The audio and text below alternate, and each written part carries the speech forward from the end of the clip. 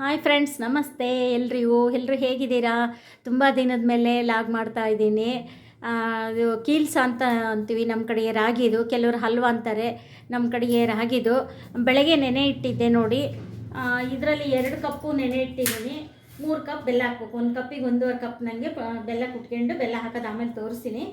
ಇದರಲ್ಲಿ 2 ಕಪ್ಪು ರಾಗಿ ಬೆಳಗ್ಗೆ ನೆನೆ ಇಟ್ಟಿದ್ದೀನಿ. ಇವಾಗ ಇದನ್ನು ಮಿಕ್ಸಿ ಮಾಡ್ಕೊತೀನಿ. ಮಿಕ್ಸಿ ಮಾಡಿ ಹಾಲು ತೆಗೆದು ಆಮೇಲೆ ಒಂದು ಸಲ ತೋರಿಸ್ತೀನಿ. ಚೆನ್ನಾಗಿ ನೆಂದಿದೆ ನೋಡಿ ರಾಗಿ. ಈಗ ಸ್ವಲ್ಪ ಎಲ್ಲ ಜಾಲಿಸ್ಕೋಬೇಕು. ಜಾಲಿಸ್ಕೊಂಡು ಮಿಕ್ಸಿಗೆ ಹಾಕಿ ಹಾಲು ಆಮೇಲೆ ತೋರಿಸ್ತೀನಿ ನೋಡಿ. ಇದು ಈ ಥರ ಹಾಲಾಗಿದೆ. ಇದು ಇವಾಗ ಸೋಸ್ಕೋಬೇಕು. ಇದನ್ನು ಈ ಥರ ನಾವು ಯಾವ ಪಾತ್ರೆ ಮಾಡ್ತೀವೋ ಅದಕ್ಕೆ ಇದು ಹಾಲು ಸೋಸ್ಕೋಬೇಕು. ಇದು ದೊಡ್ಡದೇ ಬೇಕು. ಈ ಥರ ಎಲ್ಲ ಸೋಸ್ಕೊಂಡು ಇನ್ನೊಂದು ಸ್ವಲ್ಪ ನೀರು ಹಾಕ್ಕೋಬೇಕು. ಈ ಥರ ಎಲ್ಲ ಸೋಸ್ಕೋಬೇಕು ನೋಡಿ. ಇಳಿಯಲ್ಲ, ನೀರು ಹಾಕಿದಾಗ ಇಳಿಯುತ್ತೆ. ಮತ್ತೆ ಇದು ಬಂದಿದ್ದು ಮತ್ತೆ ಮಿಕ್ಸಿಗೆ ಹಾಕ್ಬೇಕ್ರಿ. ಇನ್ನೊಂದು ಸಲ ಮಿಕ್ಸಿಗೆ ಹಾಕಿ ಹಾಲು ತೆಗಿಬೇಕ್ರಿ ಮತ್ತೆಲ್ಲ. ಇದಿಷ್ಟು ಈ ಥರ ಸೋಸ್ಕೊಂಡ್ಬಿಟ್ಟು ಮತ್ತೆ ಮಿಕ್ಸಿಗೆ ಹಾಕ್ತಾ ಇದೀನಿ ನೋಡಿ. ಮತ್ತೆ ಒಂದು ಸಲ ಮಿಕ್ಸಿಗೆ ಹಾಕ್ಬೇಕು. ಇದೆಲ್ಲ ಸೋಸ್ಕೊಂಡು ನೋಡಿ. ರಾಗಿದು 2ನೇ ಸಲ ಮಿಕ್ಸಿ ಮಾಡಿದ್ದೀನಿ. ಇವಾಗ ಈಗೇನು ಮತ್ತೆ ಇದು ಸೋಸ್ಬಿಟ್ಟು ಮತ್ತೆ ಮಿಕ್ಸಿಗೆ ಹಾಕೋದು ಬೇಕಿಲ್ಲ. ಇದು 2ನೇ ಸಲ ಮಿಕ್ಸಿಗೆ ಹಾಕಿರೋದು ಹಾಲಿದು ರಾಗಿ 2ನೇ ಸಲಿಗೆ. ಈ ಥರ ಸೋಸ್ಬಿಟ್ಟು ಈಗ ಇದನ್ನು ವೇಸ್ಟ್, ಇದೆಲ್ಲ ಬಂದಿದೆ, ಇದೆಲ್ಲ ವೇಸ್ಟ್. ಮತ್ತೊಂದು ಸಲ ನೀರು ಹಾಕ್ಕೊಂಡು ಮಾಡ್ಕೋಬೋದು. ಇನ್ನೊಂದು ಲೋಟ ಆಮೇಲೆ ಹಾಲೆಲ್ಲ ಸೋಸ್ಕೊಂಡು ಇನ್ನೊಂದು ಸ್ವಲ್ಪ ನೀರು ಹಾಕಿ ಮಾಡ್ಕೋಬೋದು ಈ ಥರ.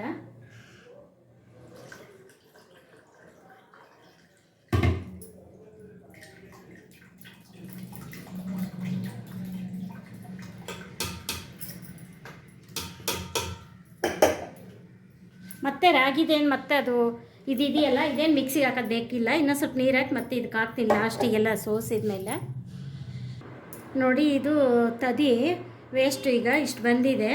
ಇದು ಚೆಲ್ತೀನಿ ಇವಾಗ ಮತ್ತೆ ಇದನ್ನು ಇನ್ನೊಂದು ಸಲ ಈ ಪಾತ್ರೆಗೆ ಸೋಸ್ಕೊತೀನಿ. ಇದನ್ನು ಮತ್ತೆ ಒಂದು ಸಲ ಸೋಸ್ಕೊಬೇಕು. ಎಲ್ಲ ಇದೆ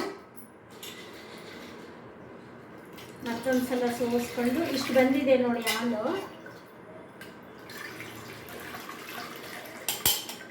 ಈ ಥರ ಎಲ್ಲ ಸೋಸ್ಕೊತಾ ಇದ್ದೀನಿ ನೋಡಿ. ಈ ಥರ ಆಗಿದೆ ಹಾಲು, ಇಷ್ಟು ಗಟ್ಟಿಗೆ.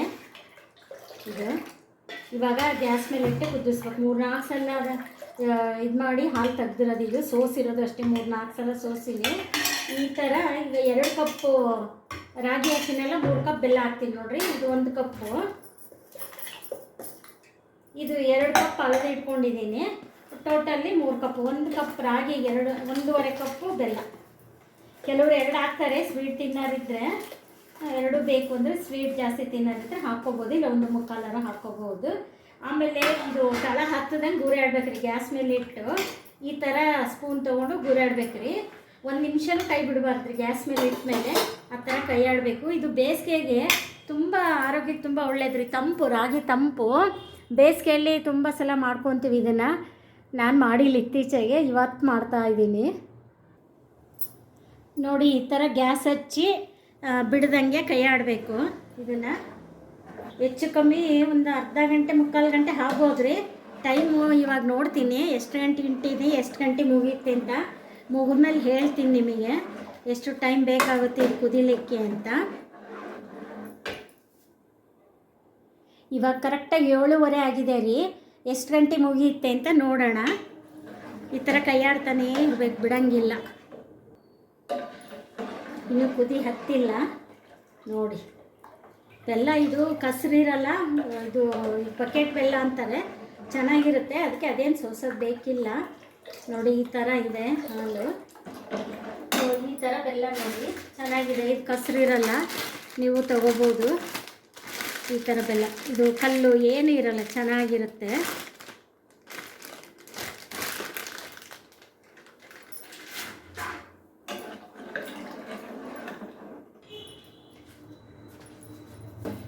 ನೋಡಿ ಇಷ್ಟು ಗಟ್ಟಿಯಾಗಿದೆ. ಇನ್ನೊಂದು ಸ್ವಲ್ಪ ಬೇಯಬೇಕು.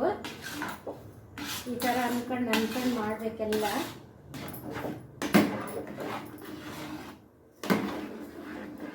ಕೈ ಆಡ್ಬೇಕು, ಇನ್ನೂ ಬೇಯಬೇಕು, ಇನ್ನೊಂದು ಸ್ವಲ್ಪ ಆಗಬೇಕು.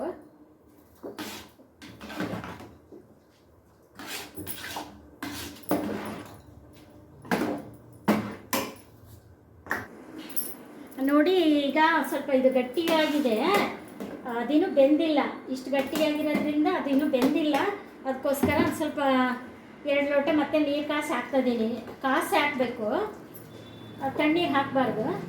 ನೀರು ಕಾಸಿ ಮತ್ತೆ 2 ಲೋಟ ಹಾಕಿದ್ದೀನಿ. ಮತ್ತೆ ಕುದಿಸ್ತೀನಿ. ಚೆನ್ನಾಗಿ ಬೇಯಬೇಕಿದು, ಚೆನ್ನಾಗಿ ಬೇಯಬೇಕು, ಅಸ್ಕ ಇರಬಾರ್ದು, ಚೆನ್ನಾಗಿ. ಮತ್ತೆ 2 ಲೋಟ ನೀರು ಹಾಕಿದ್ದೀನಿ. ಇದು ಇಟ್ಟ ತಕ್ಷಣ ಗಟ್ಟಿ ಆಯಿತು ಅಂದರೆ ಮತ್ತೆ ನೀವು ಒಂದು 2 ಲೋಟ ನೀರು ಹಾಕಿ. ಸ್ವಲ್ಪ ಕುದಿಯತ್ತದ್ರಾಗ ಒಂದೊಂದ್ಸಲ ಗಟ್ಟಿ ಆಯಿತು ಅಂದರೆ ಹಾಲು ಗಟ್ಟಿಯಾಗಿರುತ್ತೆ ಅಂತ ಅರ್ಥ. ಮತ್ತೆ 2 ಕಪ್ ನೀರು ಹಾಕಿದ್ದೀನಿ ರೀ, 4 ಕಪ್ ಟೋಟಲ್ ಹಾಕಿದ್ದೀನಿ ಮತ್ತೆ. ಅದು ಭಾಳ ದಿನ ಆಯಿತು ನಾವು ಮಾಡ್ದ, ವರ್ಷ ಮಾಡ್ತಾಯಿದ್ರೆ ನೆನಪಾಗುತ್ತೆ ಅಳತೆ ಕರೆಕ್ಟಾಗಿ.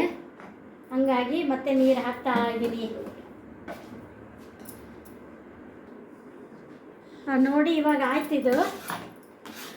ಈಗ ಹೆಂಗೆ ಬೆಂದಕ್ಕೆ ಅನ್ನೋದು ಗೊತ್ತಾಗಬೇಕು ಅಂದರೆ ಸ್ವಲ್ಪ ತಟ್ಟೆ ನೀರು ಇಟ್ಕೊಂಡು ನೋಡ್ಬೇಕು. ಈ ಥರ ಹತ್ತಲ್ಲ ನೋಡಿರಿ, ಹಿಂಗೆ ಹಚ್ಚಿ ಇದು ಹತ್ತಲ್ಲ ನೋಡಿರಿ. ಹತ್ತಲ್ಲ ಅಂದರೆ ಬೆಂದುತ್ತೆ ಅಂತ ಅರ್ಥ. ನೋಡಿರಿ ಕೈಗೆ ಹತ್ತುತ್ತಾ ಇಲ್ಲ, ಬೆಂದಿದೆ ಅಂತ. 1 ಗಂಟೆ ಹಿಡಿತ್ರಿ ಇದು. ಇದು ಬೇಯಲಿಕ್ಕೆ ಕುದಿಯೋಕೆ ಇಟ್ಮೇಲೆ 1 ಗಂಟೆ ಆಯಿತು. ಆಮೇಲೆ ನೋಡಿ ಹಿಂಗೆ ಬಿಡುತ್ತೆ ಪಾತ್ರೆ, ಯಾವಾಗಲೂ ಪಾತ್ರೆ ಬಿಡುತ್ತೆ ಸ್ವಲ್ಪ. ನೋಡಿ ಈ ಥರ, ಈಗ ಈ ಥರ ಬಿಡುತ್ತೆ, ಕಾಣುತ್ತೆ ನೋಡಿ. ನಾನು ಇದರಲ್ಲಿ ಚೌಟಲ್ಲಿ ಹಿಂಗೆ ಅಂತದಿನಲ್ಲ ನೋಡಿ, ಪಾತ್ರೆಗೆ ಈ ಥರ ರೌಂಡಾಗಿ ಬಂದಿರುತ್ತೆ. ಇವಾಗ ಇಳಿಸ್ತೀನಿ, ಸ್ಟವ್ ಆಫ್ ಮಾಡ್ತೀನಿ. ಇಳಿಸ್ಬಿಟ್ಟು ಇದು ಹಾಕ್ಬಿಟ್ಟು ಆಮೇಲೆ ಗಸಗಸೆ ಕೊಬ್ಬರಿ ಎಲ್ಲ ಹಾಕಬೇಕು. ನೋಡಿ ಇವಾಗ ಏಲಕ್ಕಿ ಹಾಕ್ತಾ ಇದ್ದೀನಿ. ಏಲಕ್ಕಿ ಹಾಕಿ ಕಲಸಿ ಆಮೇಲೆ ತಟ್ಟೆ ಬಂದು ಸುರಿಬೇಕು.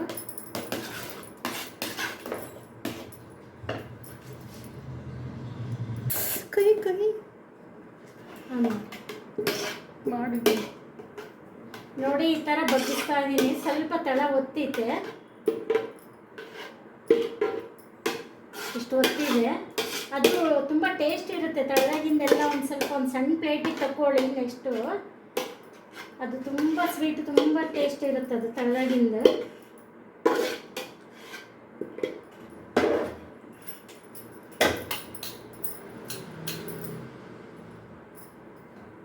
ಇವಾಗ ಗಸಗಸೆ ಹಾಕ್ತೀನಿ. ಸ್ವಲ್ಪ ಗಸಗಸೆ ಹಾಕ್ತೀನಿ.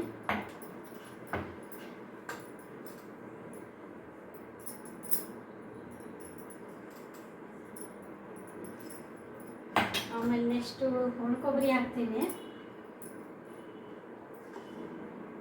ಇದು ತುಂಬ ಆರೋಗ್ಯಕ್ಕೆ ತುಂಬ ಒಳ್ಳೇದ್ರಿ. ರಾಗಿದು ಬೇಸಿಗೆಯಲ್ಲಿ ತಂಪು, ತುಂಬ ಚೆನ್ನಾಗಿರುತ್ತೆ.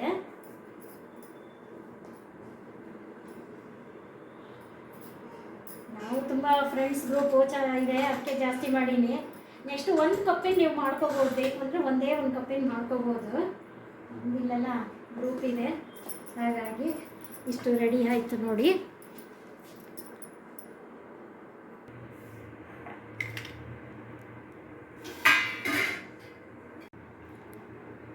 ನೋಡಿ ಇದು ರಾತ್ರಿ ಮಾಡಿಟ್ಟಿದ್ನಲ್ಲ, ತಣ್ಣಗಾದ್ಮೇಲೆ ಪೀಸ್ ಕಟ್ ಮಾಡಬೇಕು.